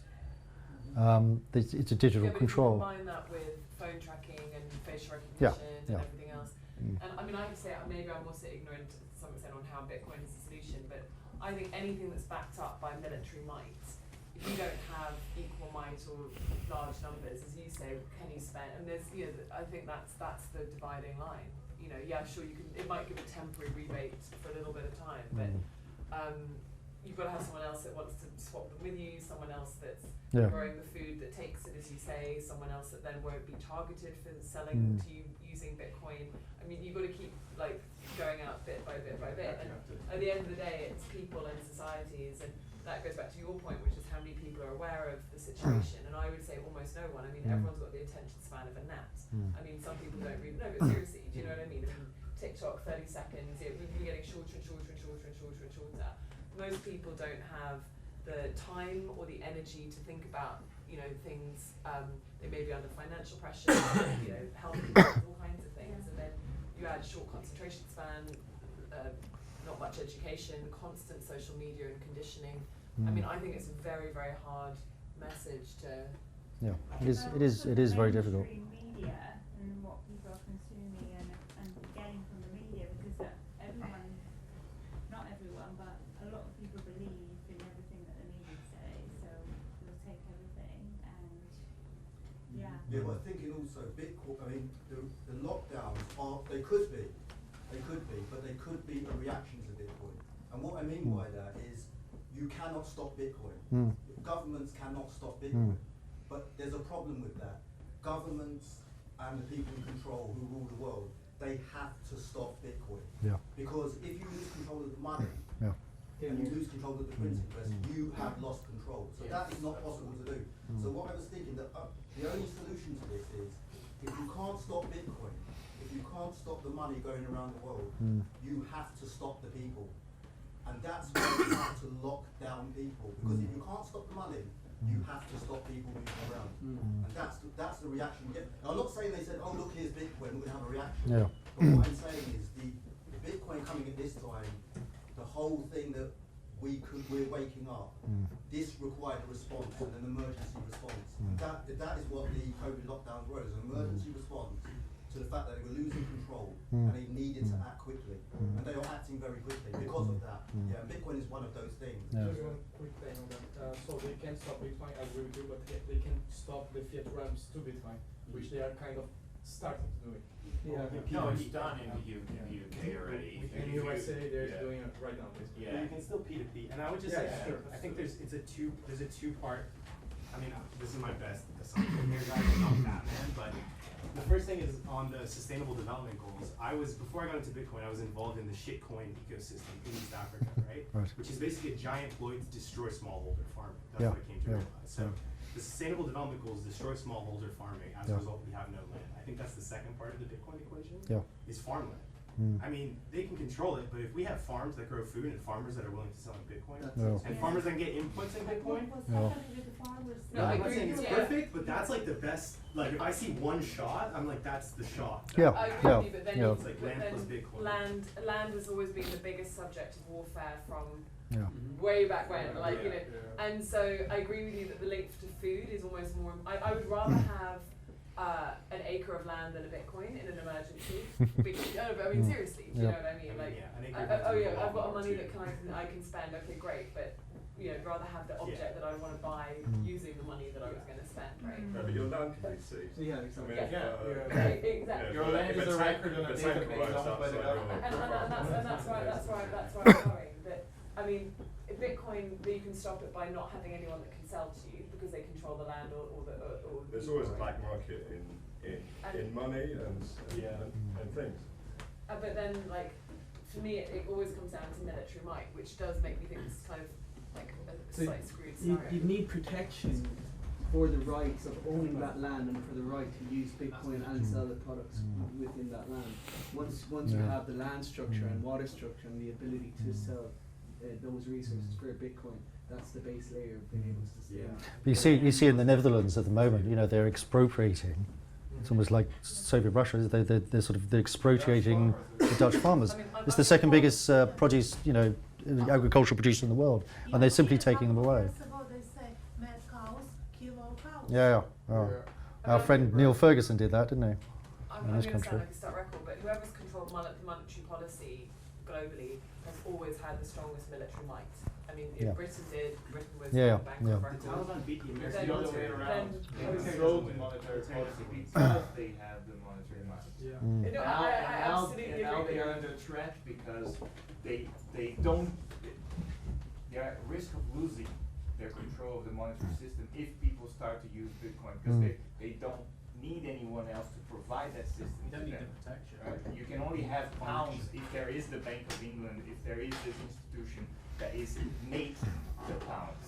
Right? Now we can make Bitcoin and we can use Bitcoin without depending on any state or any other big institution. Cryptography does a lot of the heavy lifting that we used to rely on then. So I'm going to run once as I know. Are you saying that military comes first, or are you saying that money Money comes comes first? first. Money comes first. They have the military because they have the money to print the paper. Yeah. He's got to pay every military. They can print the money, Yeah. they can buy the armies. The more we use their money, the more powerful the military is. It's actually shown that throughout history there's multiple examples, like in Quebec, where I'm from, in Canada, in the colonial wars, the French government couldn't pay its soldiers. So they confiscated all the remaining silver, they confiscated all the remaining playing cards, they cut up the playing cards and then paid the soldiers with those playing cards. So these will eventually be redeemed for silver. And you can go through in China, there's so many examples. I get what you're saying about you have to have the money for the military, but at the end of the day, if you are, say, the US and you've got the military, the tanks, whatever, compared to being like, I don't know, Guinea-Bissau or something, like the ones with the military will be able to give them enough. The military will be able to seize and have enough food to feed them. I think this is subjective, but personally, I just don't. I'm not that scared of the military. Personally, they'll fail. They're morons. They're morons. Yeah, and they're morons. Throughout history, when you've had, when you've had new world orders based on who is the hegemon, and if the British Empire was for a long time, Britain never had a big military at all. It just owned everything, didn't it? We didn't really need a big military. I think the danger is that the US now, its financial, it is no longer, its economy is going down. The figures I quoted, and the more its economic power declines, the more authoritarian and brutish, even than before, the US military is coming. I think it is a danger. I mean, under the WHO Treaty, when they say some people, member states who don't comply with the treaty, the articles in the treaty, they can enforce compliance measures. So it can be used as a medium of sanctions, which we've seen demonstrated in the way that Russia is being sanctioned now by this kind of coalition. But I can imagine the US military, the US military used to go in with the helicopters and everyone to shout out, here come the peacekeepers. Now it's going to be, here come the health keepers and stuff. It says that if a country is found guilty by the WHO, or judged by the WHO in this estimation, not to be endangering the lives or the health of its citizens or of neighbouring countries, ostensibly because there's a pandemic there and they have to kind of shut it down, they can kind of intervene. Now we know pandemics can be measured into, can be magicked into existence.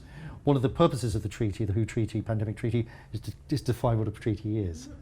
So if they say, if the US goes, that country's not, pulling its weight on something like that, it's not sanctioning Russia or whatever it's doing, can we get a pandemic going there? I can imagine them actually, in the crazy world that we live in now, and the level of violence of the US at the moment, which is more than I've ever seen in my long life, is kind of terrifying where they are now. I can imagine them invading a country and saying, right, we are taking over your economy, your assets, what they're doing in Ukraine basically. And Greece before that. And Greece before that, but actually doing a military invasion to save the people. That's kind of what biopower is. That's Well, that's what we all did in Iraq. Yeah, We yeah, saved everyone. yeah. But they will actually do it on the justification, not of having illusory weapons of mass destruction. They'll do it on a health treaty, which is kind of incredible. Do you think these trends are dependent on crises where they're manufactured or like opportunistically used, and that's why a state, a bio state, focusing on health is the easiest way of doing that? Yes, I do, because someone pointed this out the other day in a panel I was on. They said every crisis now, every real imagined crisis, is now recategorized as a health crisis. Someone told me that, I saw it in the UK, but in the US, racism is now a health crisis. Everything can become a health crisis. The energy crisis, because when it's a health crisis, the state accords itself the right and the duty to intervene to save your health or save your life. In the treaty, it says now the right to health is no longer right to health care, which is kind of a human right under the UN definition, or the European Union definition. It's now a fundamental right, not a subsidiary one, not a qualified one, to what they call total well-being, which is a completely utopian thing. It's like, somewhere in Kenya, someone's not in a state of, they actually say a state of total well-being. I mean, this treaty is crazy, it's absolutely mad. And it says, this will be a right regardless of your religious or political beliefs or your economic or social circumstances. Now, on the one hand, you could read that and say, oh, isn't that lovely? Even if I'm in a poor part of the world, I still have a right to complete well-being, which is completely ludicrous. The way I understand it means we will come in, we will impose conditions like lockdown, like gene therapies, like masking, or anything else, as an absolute right, a right which has obligations which you have to meet, and if you don't, we will make sure that you get it. And whatever effect it has on you, whether you believe in it religiously, or your political beliefs, or what effect it has on you socially or economically, you will be healthy. You'll be living in a 50-minute city, you'll have absolutely no human rights whatsoever, and you'll have absolutely no political rights to compose it, but you will have a state of complete well-being. It really is that insane. Please read it, because have a look at my article, I've kind of picked out all these things. It is terrifying. So when you make something a crisis and it becomes a health crisis, you turn everything into a health crisis. That's how biopower works. We're going to take possession of your body. We're going to subject your biological existence, what Agami calls your bare life, to the technologies of governance. And that's what we've seen, over.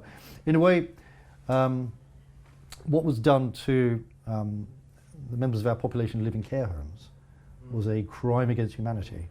They were completely, when you go in a care home, it's a kind of my girlfriend's father's gone into a care home at the moment, and he's kind of got dementia and stuff.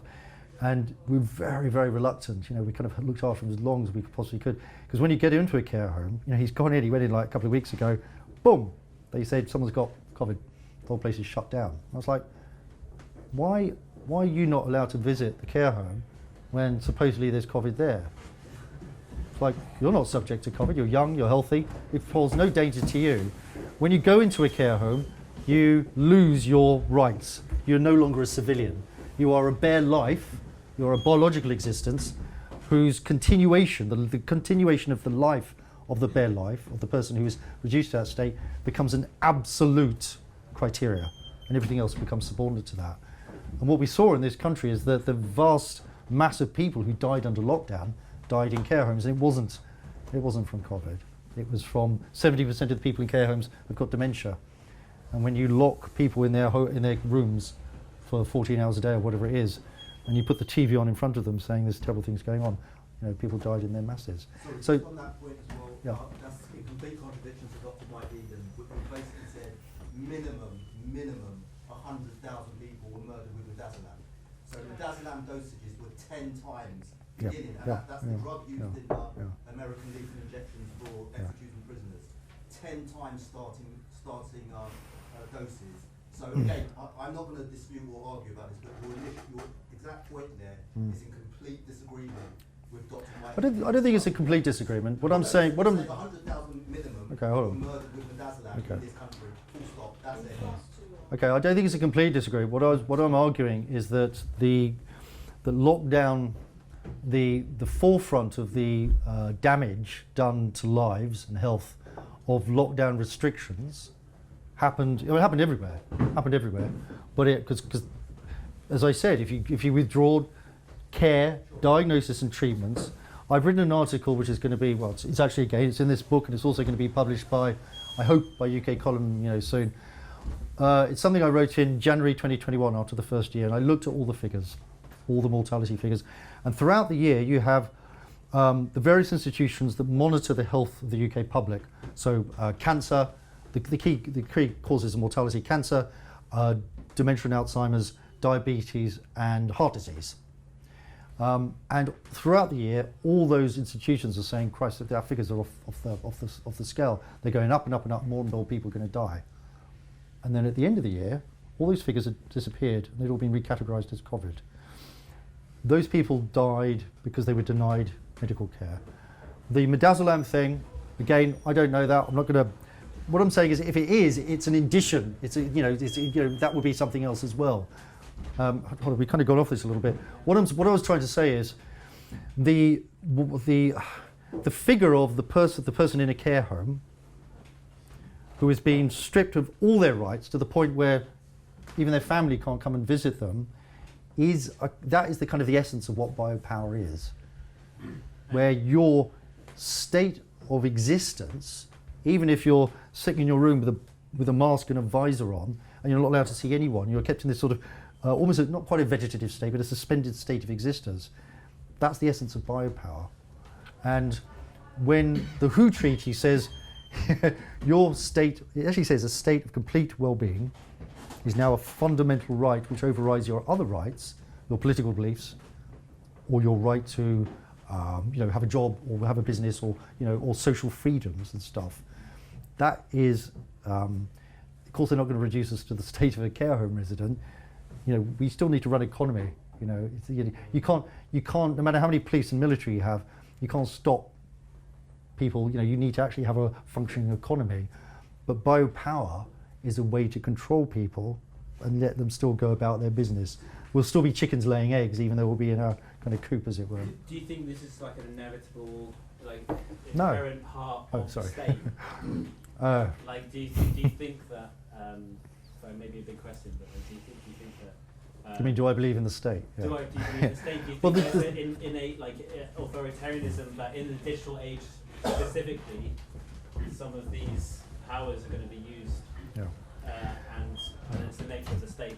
When we concede to the formation of the state, and we don't mostly concede to it, we're just born into it, aren't we? You agree to have the support of the state, but you also lose your individual autonomy as well. And that, like most things, it's a simple balance of equation, isn't it? Without the state, the most powerful people in the world would be like medieval feudal times or something like that, wouldn't we? We wouldn't have a state. The state's meant to protect us from the predations of capital and capitalists. What has actually becomes the state has now become the administrative body of the predations of capitalism. And instead of just being kind of immiserated by the monopoly of corporations and so on over our economic existence, or their corruption of governments, or their corruption of the legislative process, we've now moved into a different paradigm where they're working, the state and the corporations have merged. That's why my book's called The Road to Fascism, because that model of the merger of a technocratic government and corporate power and interests, that was the political economy of fascism. And it's not surprising that it's become, to answer your other question, it's not something inherent in the state. It's when you've got that much power, when it's not corruption of process, but the process itself hands over all the power in the world to it, but in my perception and in my experience, the more you give power to people, the more they abuse it. And that's what's happening at the moment. The level of abuse and the violence and authoritarianism that we're seeing comes from this merger of state and corporate interests, I think. Simon, can I just pick up on in the Road to Fascism on that very topic? There's a I think it's about 2/3 of the way through. You mentioned some words that were written on a statue of Mussolini, and I think it was something like, "Nobody has the moral right to obey." No man has the right to obey. Yeah. Yeah. I think that's. It's a very interesting text. Yeah, it's like, that's probably the best. That's the best sentence in the book for me. Because it's the seeds of a fight back. It's a minor call to arms about 2/3 of the way through the book. It's a quote by that Hannah Arendt said when she was interviewed after the Eichmann trial. Yeah. And Adolf Eichmann, who kind of was one of the architects of the Holocaust, the Shoah, and he kind of said, well, I had to obey. It was my duty to obey. Yeah. And at the moment, everyone's going around saying, well, I just did my job. I obeyed his stuff. And she didn't say. You have to rebel. She didn't say she said, no man has the right to obey. You can't defer your individual responsibility, your ethics or whatever, to a higher authority and say, I just told. If someone puts a gun at your head and says, kill that man or I'll kill you, you still have a choice. You can either kill the man or you can let me kill you. You're never evacuated of a choice. And I think, I don't know, we have to kind of claim that choice back. We have to say, right. I don't think, this totalitarianism, which is what we're facing, I do think it has a flaw in it. It's not in the state, it's in totalitarianism. The essence of totalitarianism, according to Hannah Arendt, is to make human beings redundant to the functioning of the system. Yeah. That's what CBDC does, that's what digital ID does. It's about making us redundant to a system that would control us. You don't need a legislature, you don't need a judiciary when CBDC makes a judgment on you. Yeah? This is a real totalitarian system. It's going to make that of Nazi Germany or Soviet Union look like bloody child's play to this. But what it leaves out is us, the squidgy bits, the biological bits. They're trying to get rid of us.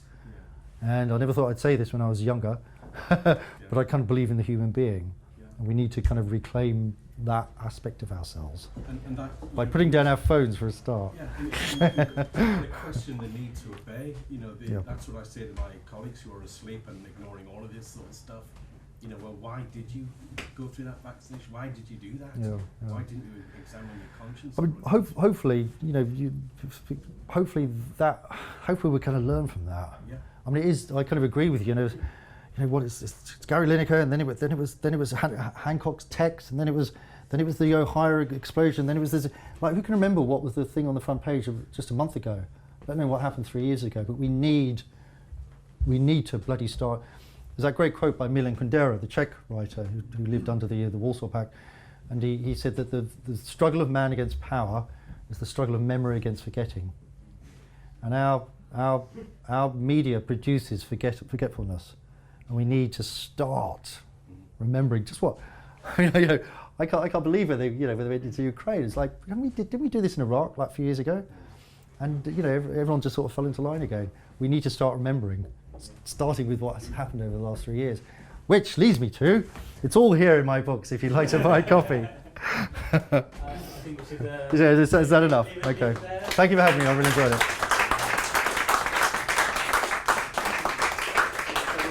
Thank you.